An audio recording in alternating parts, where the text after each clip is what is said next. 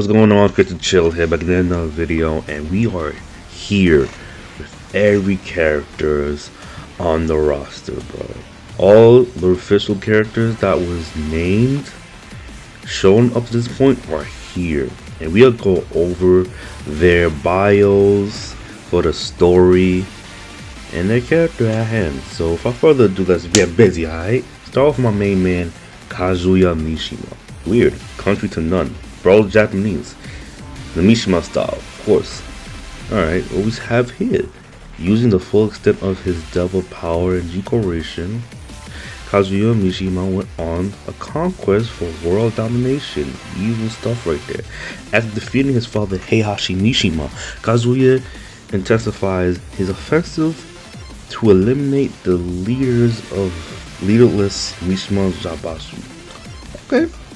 This brutal war divided the world in two, and in the end, G-Corporation came out on top. Tragic. However, G-Corporation showed no signs of relenting and continued to dominate the world by force. Ugh. The Union of Nations was appalled by these actions, and they gathered various world leaders in New York to discuss how to impose sanctions against G-Corporation. But then, Kazuya himself showed up to the meeting and announced that he would continue to wage war.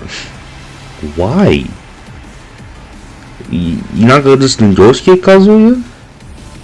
Man going all evil with this, huh? Just like his father. Father like son. I mean, this is going back to his roots in Tekken 2, really.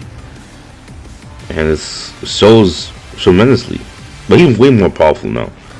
He then unleashed G-Corporation's army on New York, setting the entire city ablaze. Of all places you gonna bomb, why my city? Kazuya, you're my favorite, bro. Come on. Take it easy, my G. The poster boy of the series. Lightning of Fate. The son of Kazuya Mishima. Grandfather of Heihachi. Now, let me see here. Despising the cursed blood that ran through his veins, Jin Kazama sought to bring an end to the devil bloodline.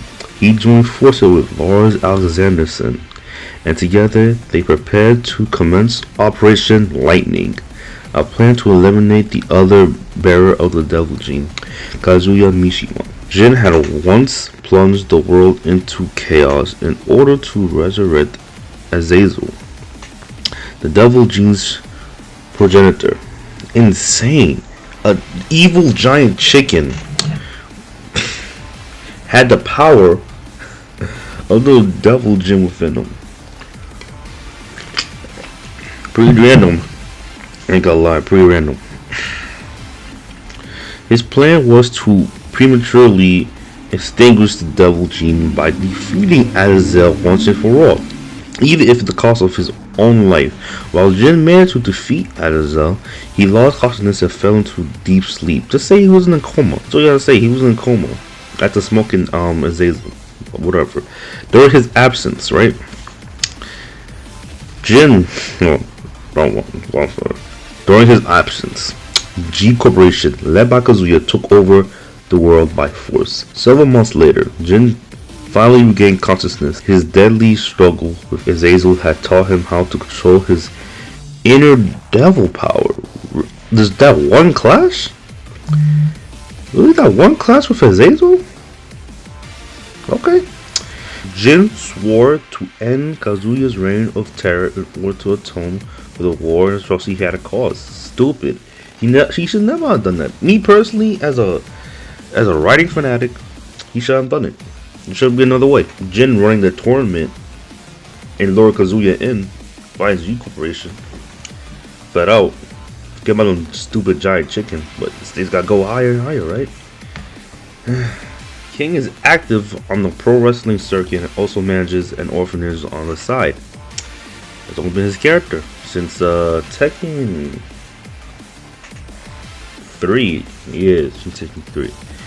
The war between G-Corporation and Mishima Zaibatsu has ravaged the world, causing an unprecedented swell in the number of children needing his help. Yeah, that's rough. King may be undisputed champion of the wrestling world, but he will need to put on a spectacle far beyond the bright arena lights if he is to earn the funds required to help all those orphans. Anticipating the need for allies to help realize such aspirations, he set out to hone his body and wrestling skills in preparation of meeting such like-minded individuals. It sucks that Craig Mark's not in this, man. At least, I hope the story actually shines some light on the characters I have not put into it. Especially Armor King. Both Armor King and Craig. I don't know if the feud is still going on, but something needs to happen. Jun Kazama. And, I can't even say the wife, because they're not married, you know, but they got a thing going on. Don't know what Jun saw Kazuya, man. I have no idea, but let's get into this. From Japan, Kazama style traditional martial arts.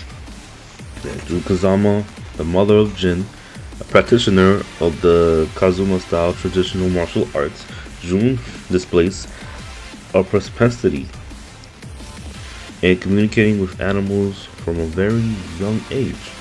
She went on to become a wildlife surveillance officer for a conservation group where she pursued Kazuya Mishima, who was suspected of smuggling protected animals.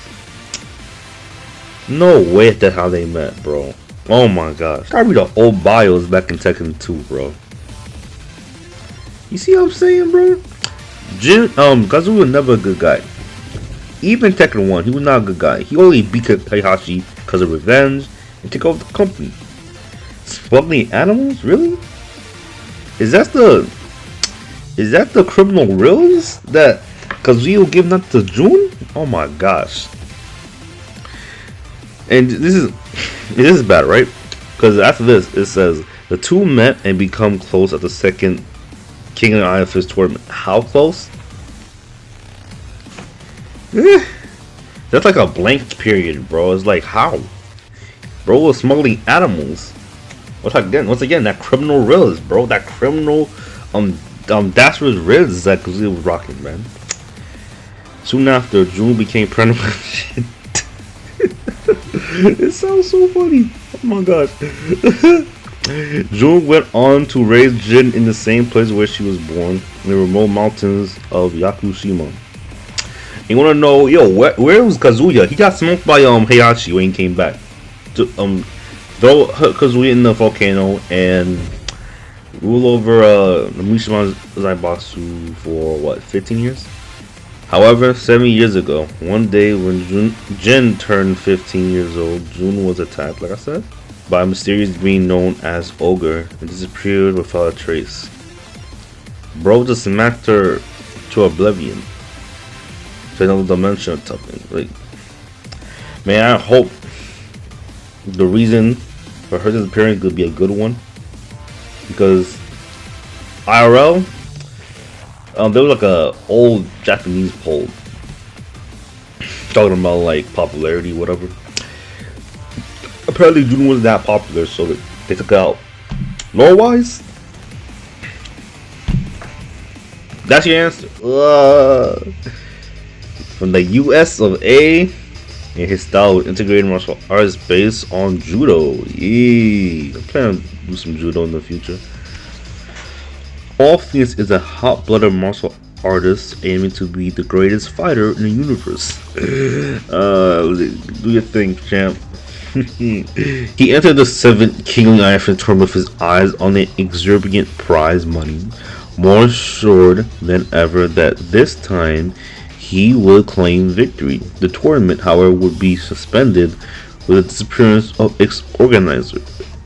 Paul received barely a fraction of the fight money he had been counting on, plunging him into a life of destitution.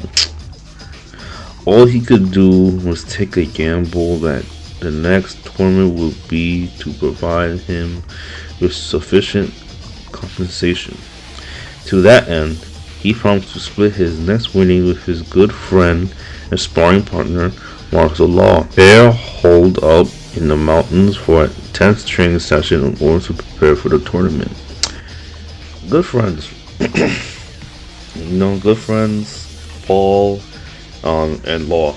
You know, the whole money struggle thing is just nothing more of a side get up. This dude have no relevance to the story whatsoever. The guy who was a rival back in T1 and T2, that's no longer relevant. I don't know. He's still feudal with Kuma. I thought that ended. Tekken for the past couple of years have not gave us a good way to conclude rivals, especially for Yoshimizu and Brian. They didn't say nothing about them still feuding, so it's weird. Martial Law, the Legendary Dragon, from the USA in martial arts. And this is like the perfect representation of Bruce Lee to me, man. He's perfect. He's the perfect Bruce Lee. Martial Law is a renowned martial arts master and runs his own dojo. However, he fell into debt due to his son's motorcycle accident, and his effort to repay his debt caused him to neglect the management of his dojo. How expensive is this freaking a motorcycle, bro? Golly. Resulting in a sharp drop of his students coming to train. Law set out to find a distinguished master who could take over the dojo and solve all his troubles. Unfortunately, all negotiations ended in failure, and to make matters worse, his dojo was repossessed at Colorado while he was gone. All because of his son's bike accident? Like, come on. You would think that Martial Law has some rich friends out there because he's such a good fighter, but unfortunately not. Unfortunately not. Now plunge into poverty, right? Poverty, of all things.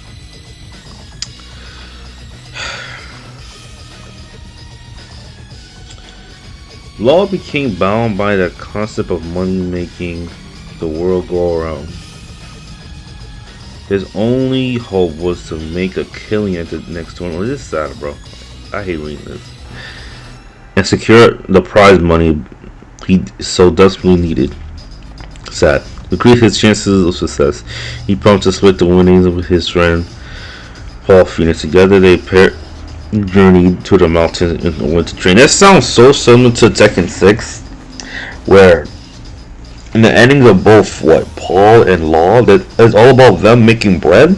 Along with Steve Falk was a funny inclusion too. Yeah, they're just repeating it again. It's like the writers don't know to do these legendary fighters, bro. Side characters do their own thing, but it's not as interesting, which sucks. I don't know. Someone on Twitter said this is like a brand new character. No, it's not. I mean, this is still Jax. He's got upgrades to the max.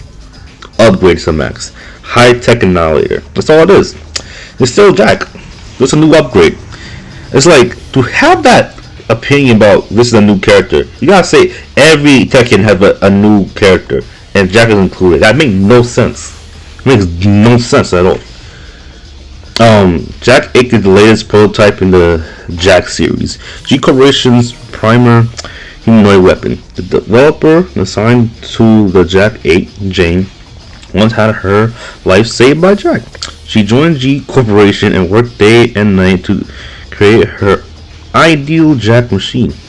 While the Jack series was already well established in G Corporation's product line, Jane continued to devote herself to perfecting the Jack design. Her designs for the next generation Jack included a vastly improved AI to that of Jack 7 model. Like I said, model, not character. Capable of learning with incredible speed and accuracy. She also sought to significantly increase Jack's firepower with heavy-duty pepper armaments and an electromagnetic pulse weapon known as the Gamma System. Ooh! Amid the chaos caused by Kazuya G Corporation tightening grip of the world, the order finally came to deploy Jack 8 into battle. Not a character, that's a weapon. The Line of Rebellion, Lars Alexanderson. Born in Sweden. Tekken Force Martial Arts. I want to like see how well he was doing in the good old days. Struggling with his father unknowingly, which is so strange. But yet, Lord Anderson is Heihachi Mishima's illegitimate son and the leader of the rebel army fighting against G Corporation. Yeah, right now. It's a weird like sentence right here because he was fighting the Mishima Zaibatsu because Jin was like a douchebag running it. But yeah, it's like talk about present time right here. A former officer of the Mishima Zaibatsu special military unit known as the Tekken Force, Lars led a coup d'etat against the Zaibatsu and took many of the Tekken Force personnel with him. Right. Long after the coup, the world fell under the control of G Corporation led by Kazuya Mishima. Lars formed a new rebel army called Users Drill and amassed enough military strength to launch a revolt against the tyrant. Lars even formed an alliance with his long-time enemy, Jin. Cause is it a really long time? It's a strange thing to say about your nephew, bro. Because Jin don't even know you like that. Long-time enemy, my butt. He don't even know you. He didn't know you in Tekken 6. But I don't know how long he know you now. Yeah, no, buddy, obviously, at least you, like, y'all should be cordial. I mean, let's see the fist bump, bro. So, know how it is. And began preparations for Operation Lightning and planned to take down Kazuya and bring peace to the world. Very noble. Her style is Bongzing, sorry for pronunciation, Pigushan, Bait Chinese martial arts. Ling Xiaoyu is a Chinese martial artist master who has feelings for Jin Kazama. Yeah, she infiltrates the Mishima Zaibatsu building in search of clues to find a missing Jin and obtain data that would find a missing Jin and to obtain the data that would prove helpful in her search. Traveling around the world and following whatever traces she can find. 6 months have passed for Xiaoyu with no hope in sight. Xiaoyu has run out of leads, but she simply must find Jin no matter the cost. Why? Because she loves him. That's all it is. There is something she needs to know from him. It is this unwavering and ever-growing determination which draws Xiaoyu ever forward. This love, bro. It's love. Selling an assassin for an island. Assassination techniques or arts. Nina Williams is a master of the lethal arts and a professional killer known by the alias of Silent Assassin. Oh, I know. Yeah. She was employed by the Mishima Zaibatsu and acted as a commander of the Special Forces unit, Tekken Force. However, after failing the mission to retrieve Jin Kazama, she left the unit to work as a freelance assassin. Sometime later, Kazuya Mishima takes the lead in G Corporation's attempt at world domination. Kazuya recruits Nina as his direct subordinate and grants her the title of commander of G Corporation forces. Man. Like, you give this assassin too much power to kick butt and take names. It's insane. It's really insane. She was like that for Tekken 6, Tekken 7, a little bit, somewhat. Now, Tekken 8, still commander of the army. That's wild. Alright, then you see your boy, Leroy Smith. Okay. Born in USA. And master of Wing Chun.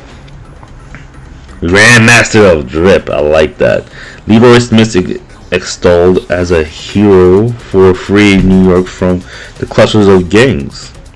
When he finds out that the Mishima Zaibatsu was the ringleader behind the war that tore the city apart half a century ago, he decided to participate in the Kings of the Iron Tournament with the sole purpose of taking them down. Okay, very noble. Once again, then Heihachi Mishima, the head of the Mishima Zaibatsu, suddenly disappears.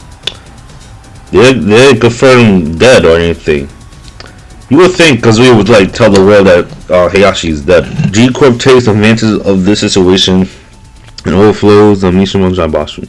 G Corp continues its invasion, and soon the whole world will be ruled by its iron fist. Oh, evil stuff. After learning that Heihashi's son, Kazuya Mishima, is the leader of G-Corp, Elor and his dog, Sugar, know that they must do to restore the peace of the world. Oh, y'all not doing nothing, bro. Without working out, like, some heavy hitters, the verse, you ain't doing nothing, Leroy. I like the dog in you. And everybody's favorite girl. So far, Ahsoka Kazama, spirited peacemaker. Japan of origins. Kazama style traditional martial arts. Ahsoka Kazama is a master of Kazama style traditional martial arts. Is a well-known mediator. She once defeated the young Paris Lily at the King Arthur tournament. Which one? The fifth one? The sixth? The seventh? Which one?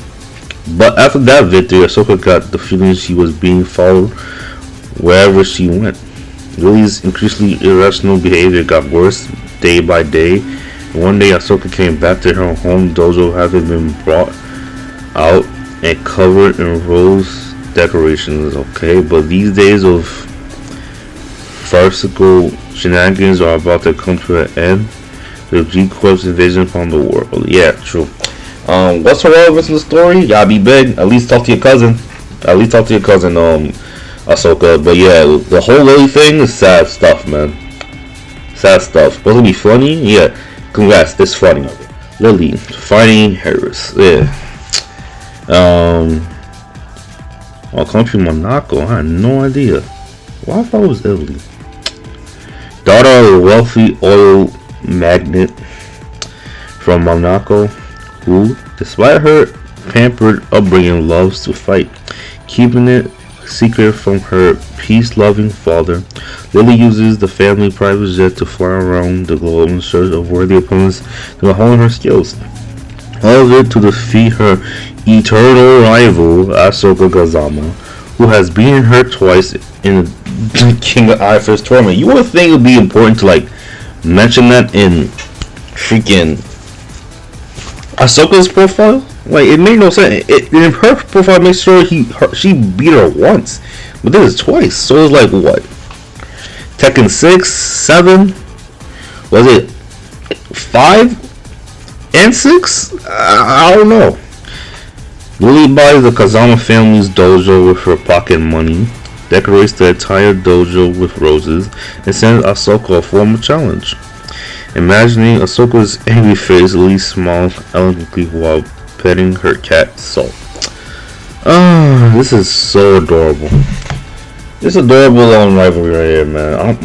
This is the monster, bro. Brian Fury, yeah, Harbinger of Chaos, born in USA, style kickboxing. Now, obtaining the perpetual generator, Brian Fury became the ultimate replicant, using this endless source of energy to wreak havoc. Even after the battle between G-Corp and Mishima Zaibatsu concluded, Brian continued waging acts of war around the globe and quickly became a target of international police organizations. Something suddenly changed in Brian when he confronted the elite counter-terrorist unit of the International Police Agency he formerly belonged to in an urban conflict.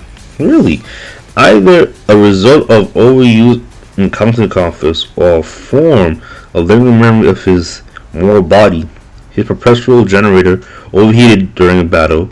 A surge in feelings of power and pleasure burned their imprint into his brain, turning it crimson red. When he awoke, he was alone in the devastated aftermath he had likely caused. Okay, are you really the infamous Brian Fury from Under the Rebel? The voice of someone who appeared to know him said, but was abruptly interrupted by sounds of pummeling fists and mechanical laughter.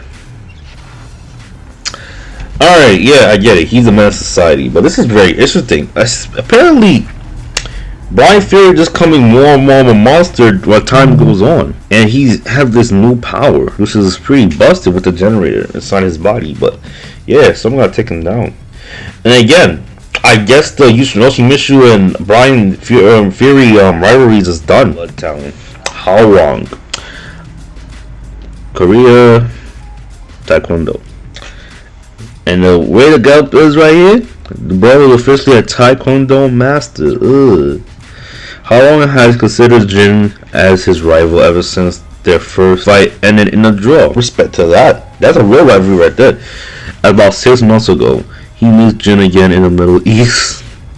The black winged figure that stood before him was the same that had thrown him in an instant in a previous encounter. And that was back in Tekken 5. With all the strength he could muster, How Long succeeded in defeating the rampaging Jin. However, due to the intervention of the Union of Nations forces, Jin disappears once again. I'm so confused.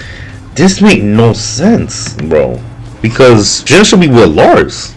No? How this timeline even adds up? A mystery to me. Victory was mine, but, he said, How Long was left feeling incontent at the unresolved conflict with Jin after returning home. So he threw himself into stoic training in order to find answers. He quietly looks inward and gradually arrives at the answer, what he wants and what he must do to achieve it. To beat his eternal rival Jin. Let's go, How Long. Then there's Claudio. He was misused in Tekken 7, bro. It's a tragic. Claudio Serafino. Master of Demons. Ordinarily, in style serious exorcist arts. Now then, leader of the serious marksmen, a group of exorcists who had banished evil in various forms since ancient times. Claudio Serafino was one of the most powerful exorcists in his organization. After learning from Heihachi Mishima 6 months earlier of Jin Kazama and Kazuya Kazama and the power they command over the Devil Jin, Claudio decided to cooperate with Hashi despite considerable opposition from within his own organization. Also, Claudio learned of the decision of Ling Xiaoyu, who was searching for Jin. He decided to get close to Xiaoyu in order to use her in his mission to locate and defeat Jin. Born in the house of the purifying blue flame, Claudio took pride in his lineage and was determined to defeat the devil at all costs. Cool. However, Claudio lost all credibility due to a certain incident in which Heihachi betrayed him and dissolved their corporate alliance. Which is stupid. I'm not gonna lie, that was mad dumb. He was there and did nothing. He wasn't even a part of the infiltration to retrieve Jin. Come on, that was a alley-oop. You have Claudio there. What was the point? In Tekken 7, watch the story again, man. Does it make any sense that Claudio was just beaten by Heihachi, brought into his fold, and just discard him the moment he was done? Like, he didn't use him effectively at all. Come on, that made no sense, bro. Many of the organization's members defected to save themselves, causing Claudio great distress. In this difficult time, Xiaoyu and her undying trust in Jin left a strong impression on him. That doesn't make any sense. What is that? It was like after Heihachi betrayed him. Claudio, embarrassed by his actions up to that point, confessed everything to Xiaoyu and apologized. He promised to aid her in her quest to find Jin. However, if Jin were overcome by the influence of the Devil Jin and betrayed Xiaoyu, Claudio would have no reservation about what he must do. Determined to do what he must, Claudio realized one of the seals on his right arm. It was the forbidden exorcism art that had been forbidden by his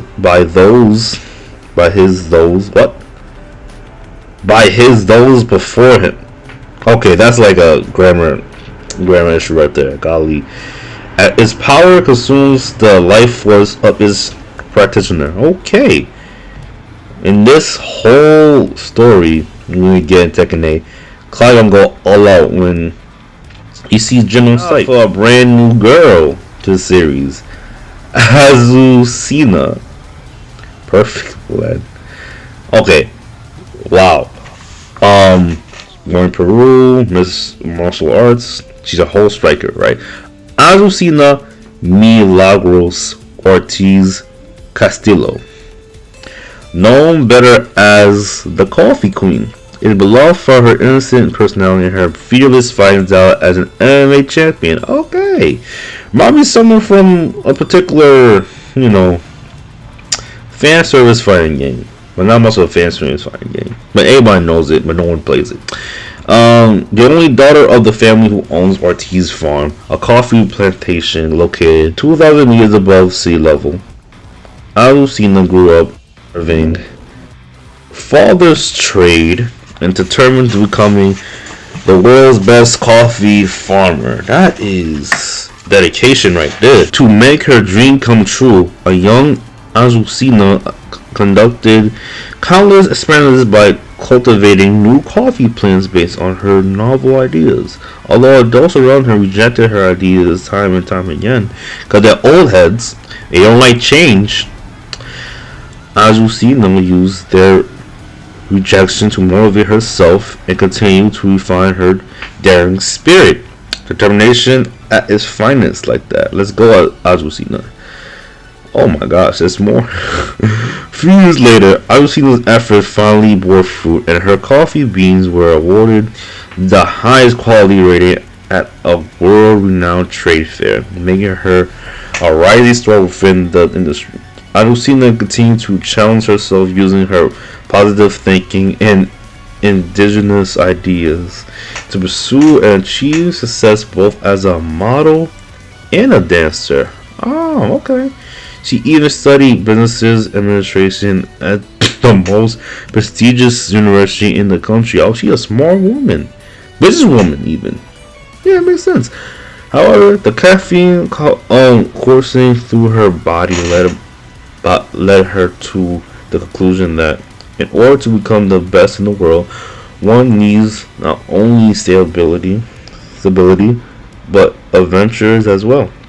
And plans suddenly clicked into place for her while she captured a runaway alpaca with one hand and held a cup of coffee in the other. Oh, this person's amazing. She's amazing.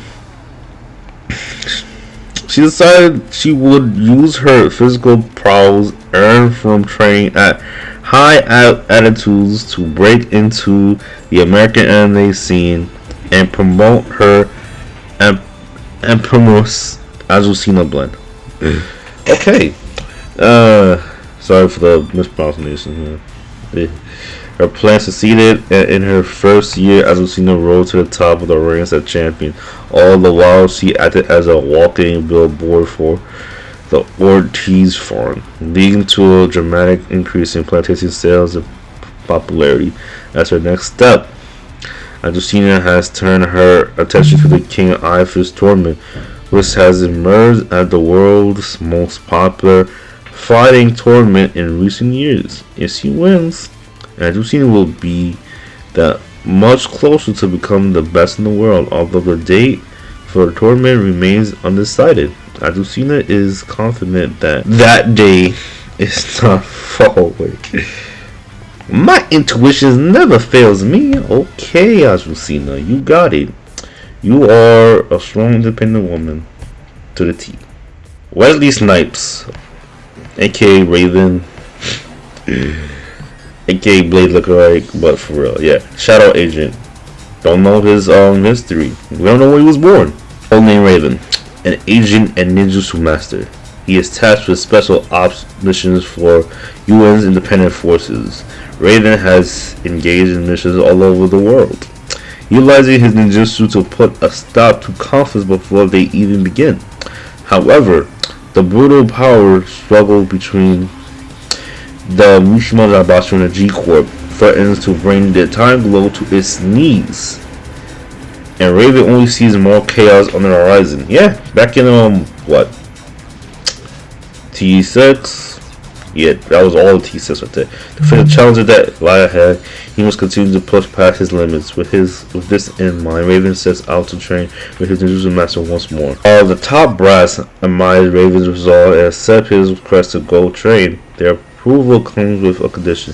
They will only cover his absence for half a year, aiming to maximize his results in a limited time frame. He decides to focus on holding the arts he already excels at.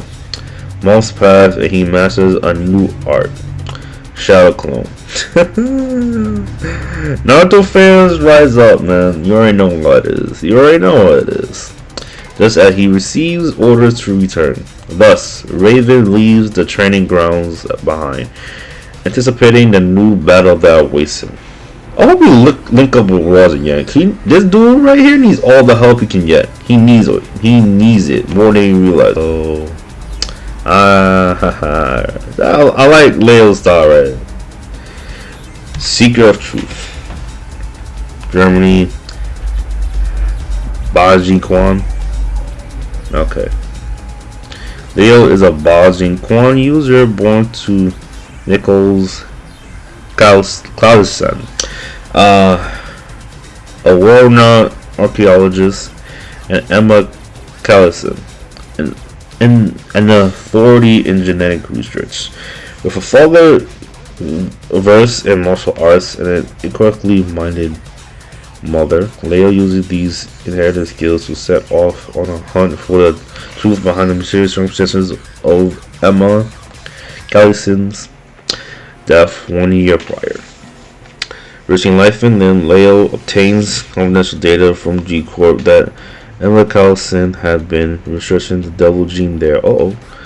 From this data, Leo also learns that Kazuya Mishima has sent out orders that key researchers who were no longer needed were to be taken care of. Ooh, fuck.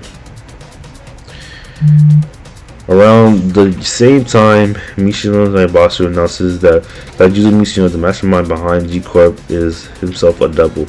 In this moment, the puzzle pieces fall into place for Leo. Yeah, sure. Kazuya must have initiated the research so he could gain control over the devil's power and then kill Leo's mother when she was no longer used. Low rate, Leo is on the verge of a breakdown, but suddenly, the words of Leo's father, who had gone missing many years ago, echo in Leo's ears. Listen, Leo, like a lost coin. The truth is only found when your heart is calm and open. Yes, just relax. That's all it takes. Spirited by these words, Leo sets out on another journey in search of more concrete answers. Oh, I'm sorry, are you a detective, Leo? I mean, what are you trying to do? What are you really trying to do? I was trying just to get revenge by smoking Kazuya, but now I'm just gathering evidence to legally bring down Kazuya. That's all I'm thinking right now. Do you think, Leo? I still looking fierce in this, bro. I ain't gonna lie, man. One of my favorite kids are right here. Counter punching Paragon. Steve Fox is a middleweight boxing world champion he was born in UK, whose indigenous technique and pace control in the ring have charmed countless audiences raised in a facility owned by the Mishima Zaibatsu. Steve went on a search for his real parents the moment he learned he was just a test subject. He encountered Nina Williams by chance and learned that he was made from her genetic material. Although they are mother and son by blood, Nina has never known Steve as her own. To Steve, knowing his roots was everything. Nina, on the other hand, believes such knowledge to be a mere inconvenience. The bell rings, wrapping up Steve's fight with his past. With his driving force in life gone, Steve becomes the husk of his former self. All because Nina rejected Steve? Listen, bro, you're a grown man, alright? You're a grown man. Relax, bro. You get better.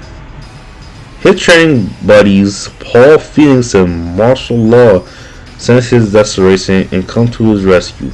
If you have time to look down, then you have time for a tournament. If any of us ends up on top, let's split the prize money evenly. This is definitely Tekken 6 again. They're repeating the story of Tekken 6 again. They have no idea what to do with these characters, bro. This is sad stuff right here. As he forces out a fake laugh at his friend's ridiculous words, Steve remembers that his fists hold the power to carve out a new future for him.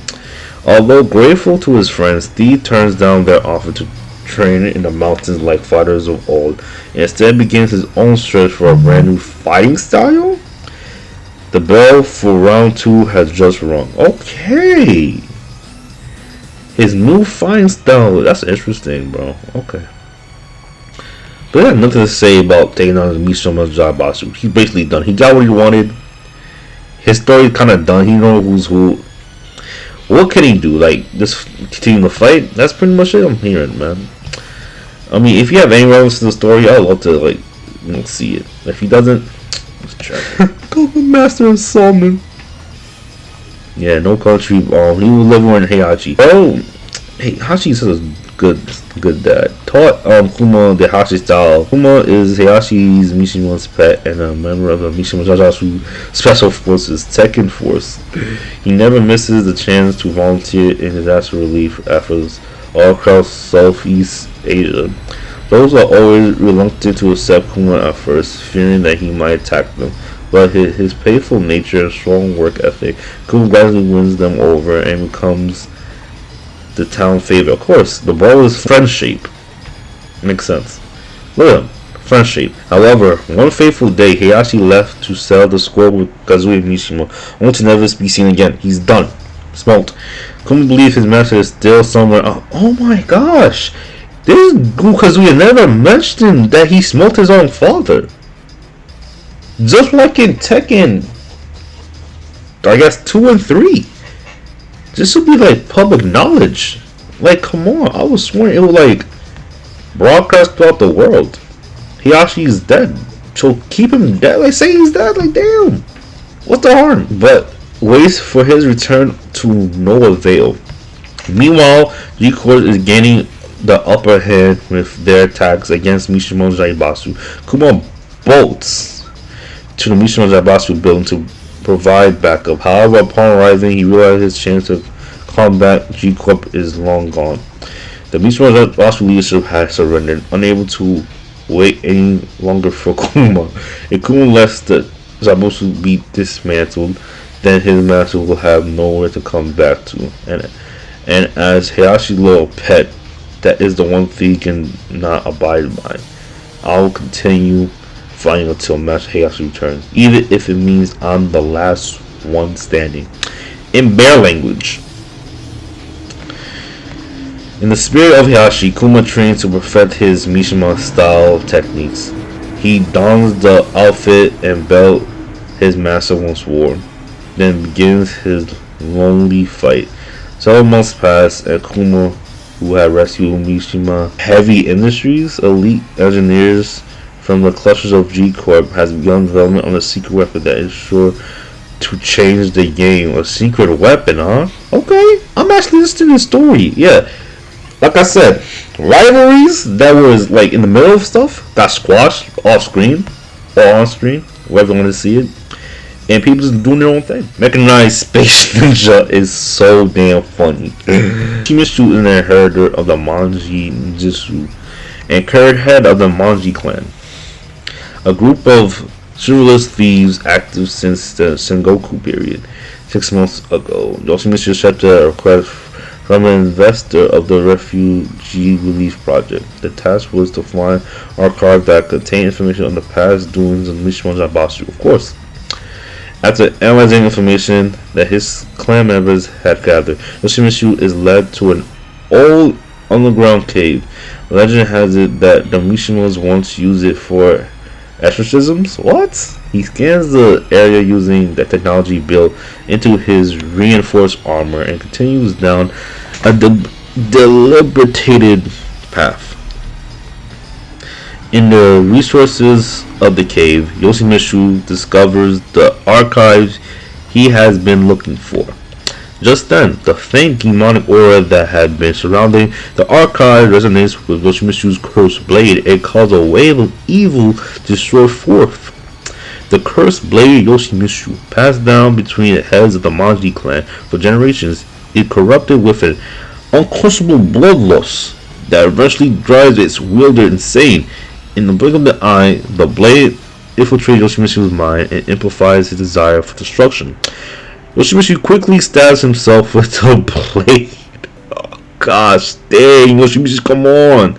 So he can feed his thirst. Yet the blade becomes even more uncontrollable. After he returns, the clan elders teach Yoshimitsu how to suppress the cursed sword's malevolent will, even if only barely. Still, his cursed blade has called out to him ever since that day. If the owner of the voice I hear is the source of the sword's uncontrollable nature, then I will cut it off at its Yoshimitsu's ally.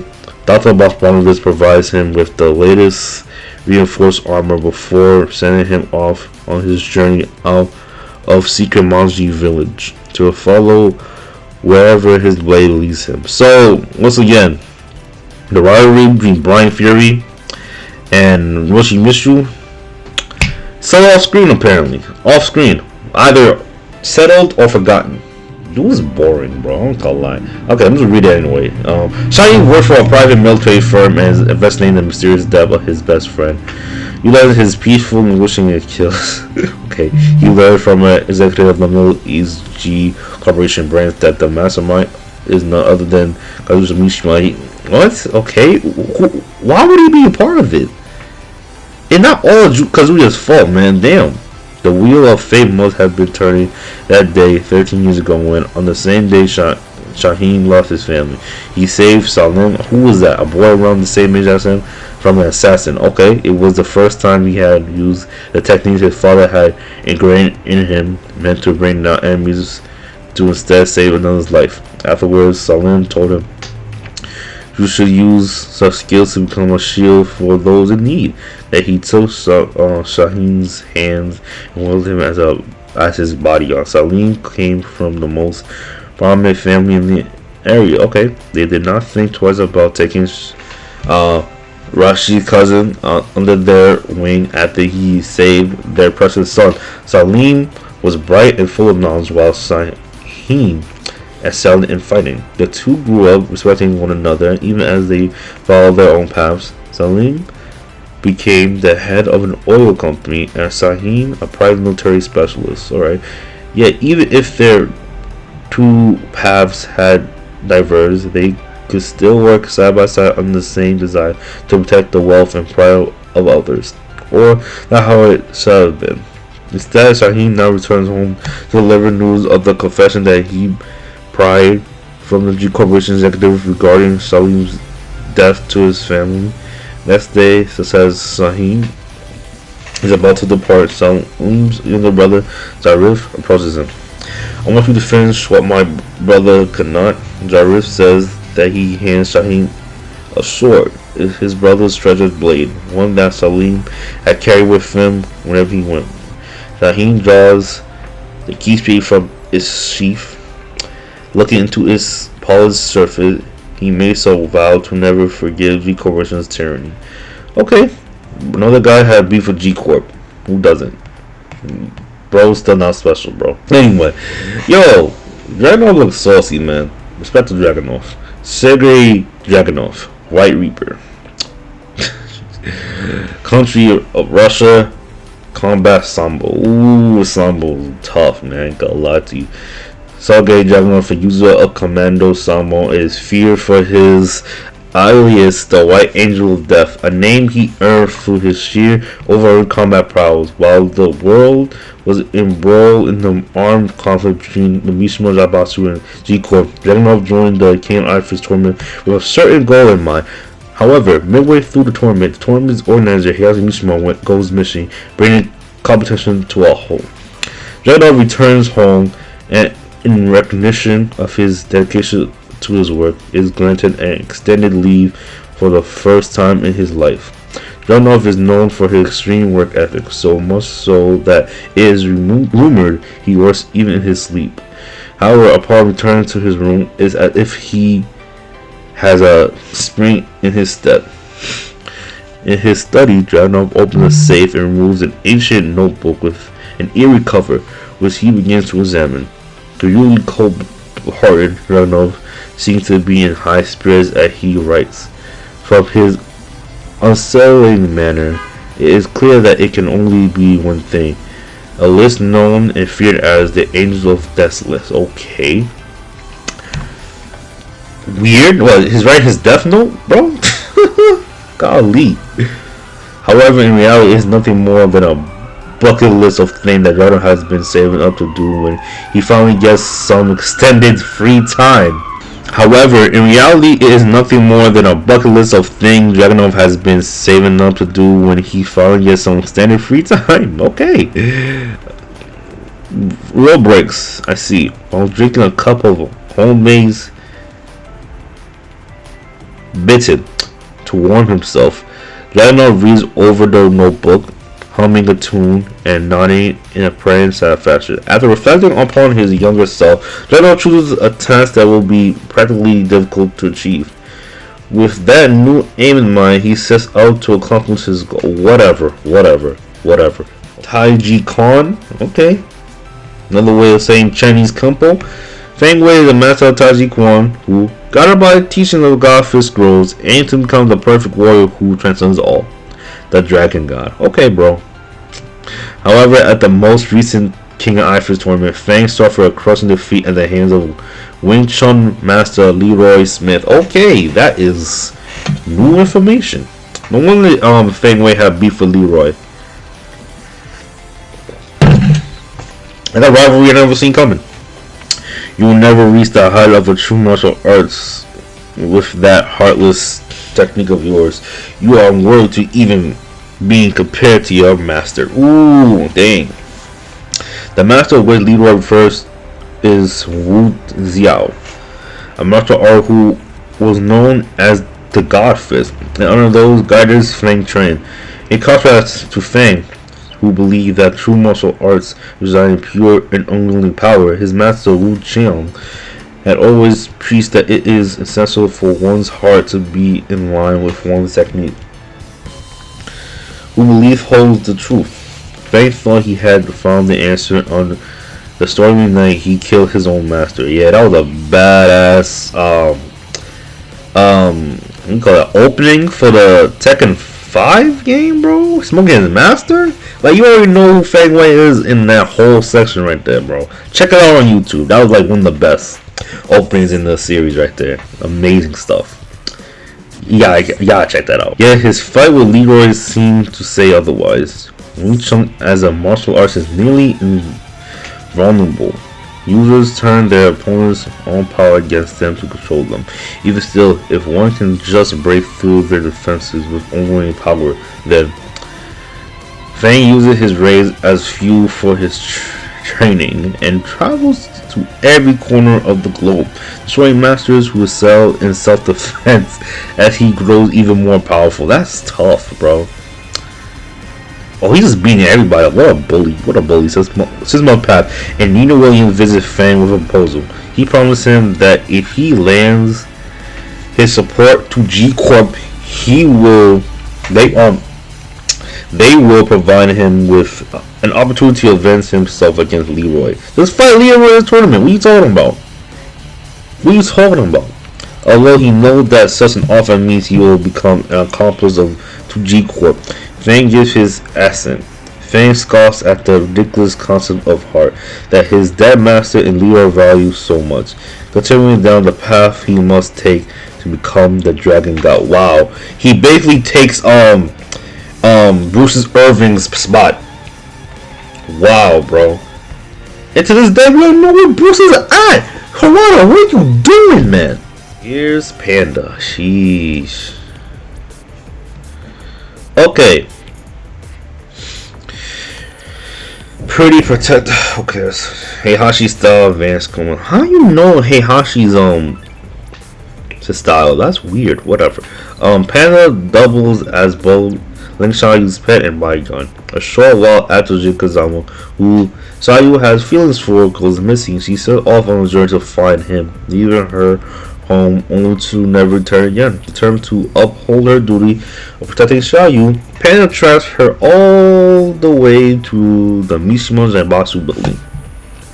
When she finds her, Xiaoyu informs her that she successfully obtained Jin's search data and is going on a journey across the globe to follow after him. Shut as she is by Xiaoyu's tenacity, Panda decides nevertheless to set off with her after all. Xiaoyu deserves, the bodyguard, do your job. Xiaoyu deserves a vacation where she can enjoy all the sights of delicious cuisine the world has to offer.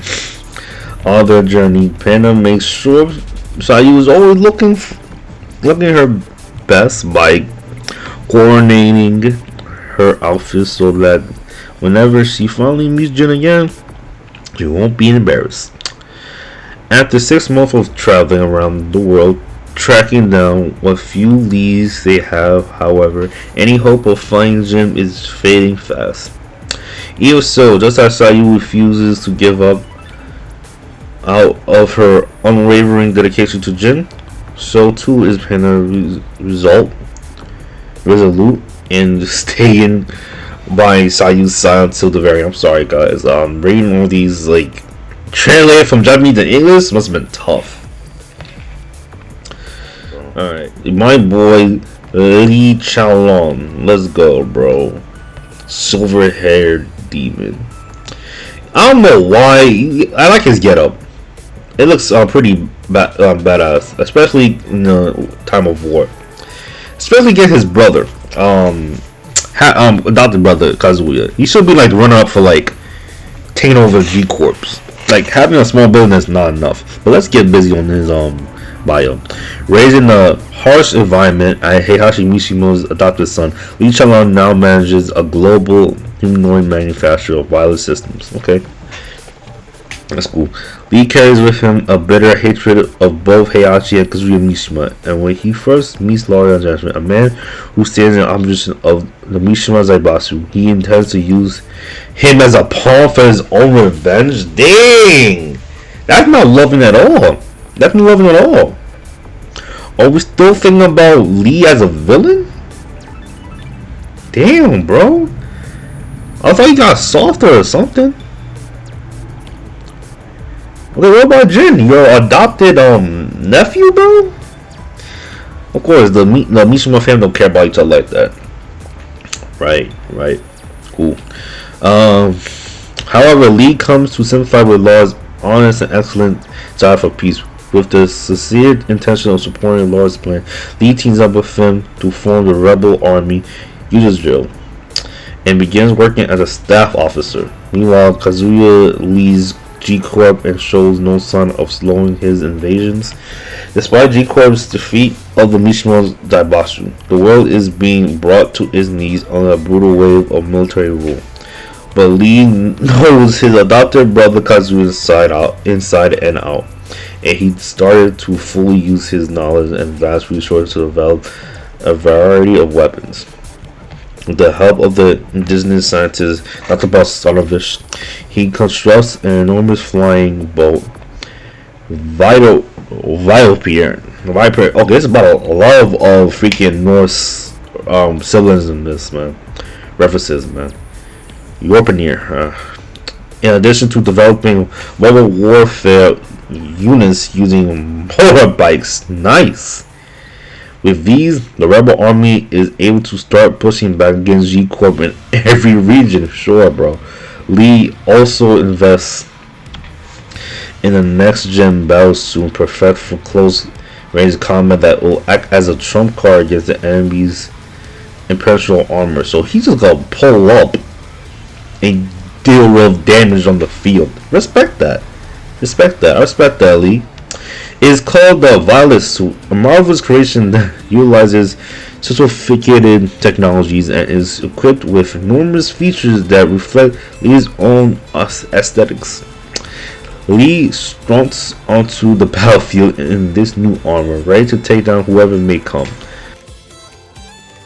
Alright, as far as I know, he don't have like a real relationship to freaking Jin, just by Lars, so at least it has some. I mean, you're seeing some dialogues, bro. At least that. Come on. Let's get freaking adopted nephew. Give him some love, whatever you want to give him. Sheesh. Bastanovich is an android built for sole purpose of protecting Jin Kazama, the former ever Mishima Zaibatsu. Designed to always abide by Jin's orders, Lisa's control over her own actions was temporarily overridden by her master, forcing her to engage in a battle to the death against Lord Anjashin, despite her feelings for him. The battle caused her systems to shut down. That was back in Tekken 6. However, thanks to the efforts of Lars and others, Elisa mercilessly rebooted and is now a member of the rebel army. Yet Elisa noticed a worrying development. Information regarding Lars frequently interrupts her thought process and causes her temperature to rise. Yeah, it's love. and stuff. Believing it to be critical malfunction, Alyssa begs her creator Dr.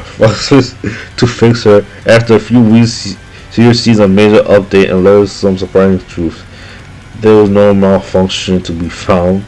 What's more, the function that Jin had used to control her, such as when he commanded her to follow us, no longer exists. Go on now. You are free. You may do as you like. Dr. Barfalvis gives her a gentle smile, and for a moment Lisa thinks she's a faint resemblance to someone she once knew. Smiles back. As she flies home, she quietly makes a promise to herself. This time around, I'll use my own free will. This time, I choose to fight at Laura's side. I mean, you will fight his side this time at time. You will find his side with time at time. You're fine. Then there's Rafina. Yo, they're bringing back Tekken 6 rules to 8. It's crazy. I like Zafina's new ghetto, man. Better than the one we got in 7. Is her hair kind of purple? Oh, I like that. I like that. Zafina Mystic Stargazer. I like that title. Ancient Assassin Arts. Zafina is a warrior born into a family of exorcists whose lineage dates back in the time of ancient dynasties. In her day-to-day life, however, she uses her exceptional spiritual abilities to earn a living as an astrologist. Only a few months ago, earth-shattering clash between the two evil stars, Jin Kazama and Kazuya Mishima, led to the resurrection of the original devil Azazel, an evil whom Zafina's family had kept sealed away for generations.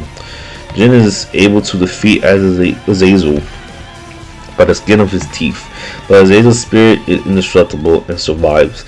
Now it's only a matter of time before Azazel is resurrected once again. Fudge. So, in a way, Jin only delayed the inevitable? Okay, that sucks. In order to delay Azazel's return for as long as possible, Zafina seals away Azazel's spirit in her left arm using her family's secret arts. However, Azazel's powers is far beyond what even she could have foreseen, and the devil began to wrest control of Zena's body and stole away from her again and again. An exhausted Zafina arrives at Sirius Sanctuary, the headquarters of Sirius Marksman, in a last-ditch effort just before losing consciousness. When she awakens, she finds herself surrounded by Ling Xiaoyu, who is devotedly attending to her recovery, and Claudio Serafino, who is applying a holy seal to her left arm. Deeming them worthy of her trust, Zafina confesses all to them. In return, the two promise to spare no effort in aiding her whenever she needs it. Shortly after, while under the protection of the Sirius Marksman, Zafina struggles to find a way to change their doomed fate. From the countless futures she's seen, though, there seems to be only one way out. However, the path would not come out at a great cost. That is very mysterious. That is very mysterious. Black Wings of Ruin. That's so badass. Just like Diligent design right here, bro. Like a great evil of all time. Sheesh. Diligent is another form of Jin Kazama, one that has lost all reasoning due to the devil blood that controls his mind. With the way he glides through the air on jet black wings, devil is the perfect word to describe his appearance and ability that lie beyond human capabilities. That's what we got. This dude, brand new guy, Victor Xavier. Refined violence. Okay. Born in France. He's a super spy. CQB. Okay. Enter Victor Chevalier, the living legend who found the UN's independence forces. Descended from a lineage of distinguished knights. Cool. They has dreamed of rescuing those in need ever since he was a boy. Following in the footsteps of his father, a high-ranking naval officer, Victor enlists in the French Navy.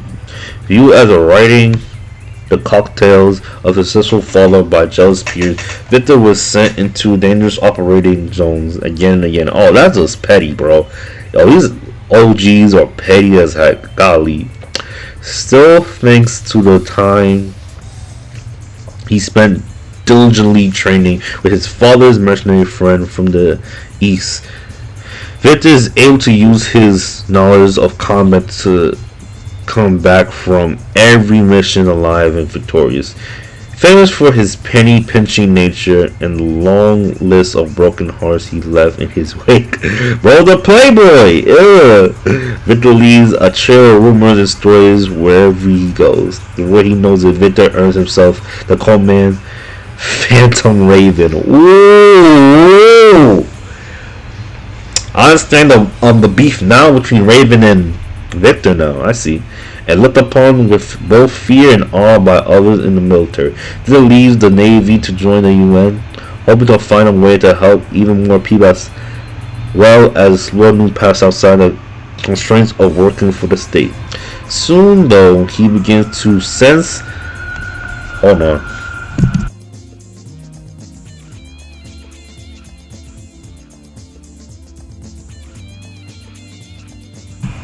Soon, though, he begins to sense that the world is on the brink of being taken over by a corrupt giant. In response, he starts securing the means needed to counter the corporation's private armed forces.